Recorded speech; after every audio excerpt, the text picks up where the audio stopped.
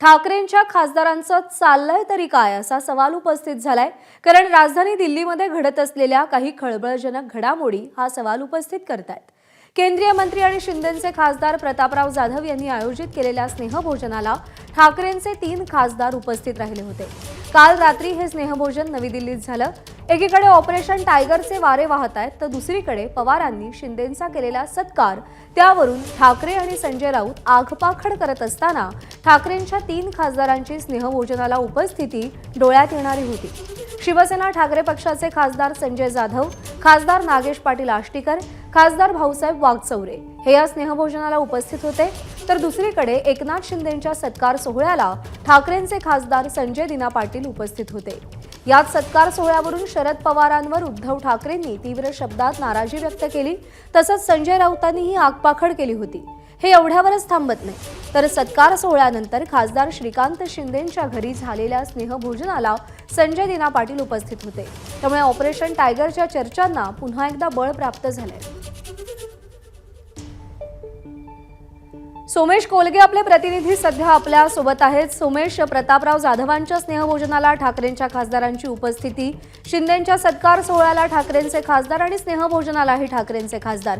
दिल्लीमध्ये नेमकं घडतंय काय? ठाकरेंच्या खासदारांच्या मनात काय आहे?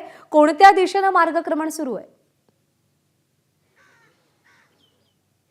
नक्कीच प्रज्ञा, ठाकरेंचे खासदार लवकरच एकनाथ शिंदेंकडे जाणार अशा चर्चा रंगलेल्या असताना ज्या घडामोडी घडतायत त्या घडामोडींकडे वेगळ्या दृष्टीने पाहिलं जाते। परंतु आता थोड्या वेळापूर्वीच आदित्य ठाकरेंना याविषयी प्रश्न विचारला असता त्यांनी म्हटलं की नागपूरच्या अधिवेशनामध्ये सुद्धा एकमेकांच्या घरी स्नेहभोजनाला आमदार जातात, एकमेकांना भेटतात, त्यामुळे ही पूर्वीपासूनची पद्धत आहे। त्यावरून तुम्ही केवळ लगेच खासदार फुटणार असा त्याचा अर्थ काढू नका किंवा खासदार निघून जाणार आहेत असा अर्थ काढण्याचं कारण नाही असं त्यांनी म्हटलंय। आणि आज दुपारी 1:30 वाजता संजय राऊत यांच्या निवासस्थानी दिल्लीतील जिथे आता आपण उभे आहोत त्या ठिकाणी सर्व ठाकरेंचे खासदार एकत्र येणार आहेत। संजय दिना पाटील सुद्धा दुपारी 1:30 वाजताच तिथे येणार आहेत आणि या सगळ्यांची एकत्रित बैठक आदित्य ठाकरेंसोबत होणार आहे। या सगळ्यांचे एकत्रित चर्चा होणार आहे आणि सगळ्या सध्या घडत असलेल्या घडामोडींच्या दृष्टीने काय भूमिका घ्यावी यावर ठाकरेंची आज बैठकीमध्ये चर्चा होईल।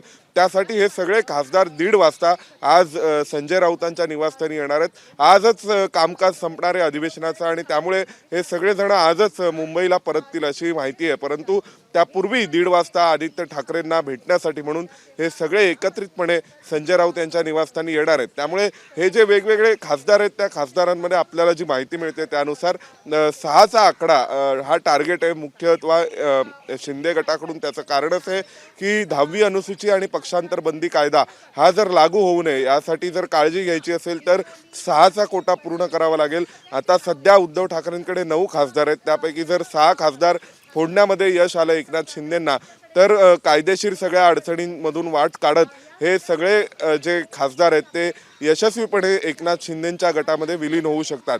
त्यामुळे या 6 खासदारांचा आकडा पूर्ण करणं हे त्यांच्यासमोर आव्हान होतं, पण आता जी माहिती मिळते त्यानुसार या 6 खासदारांचा आकडा हा पूर्ण झालेला असावा। आता आदित्य ठाकरेंसोबत चर्चा झाल्यानंतर त्यांच्या बैठकीमध्ये नेमकं काय ठरते आणि त्यानंतर ठाकरेंचे खासदार काय भूमिका घेतात या सगळ्या प्रकरणात हे पाहणं। त्यामुळे ज्या काही घडामोडी घडत आहेत, गाठीभेटी होत आहेत, त्या पार्श्वभूमीवर दिल्लीत नेमकं काय घडतं याकडे लक्ष असेल। सोमेश, अपडेट जाणून घेत राहू।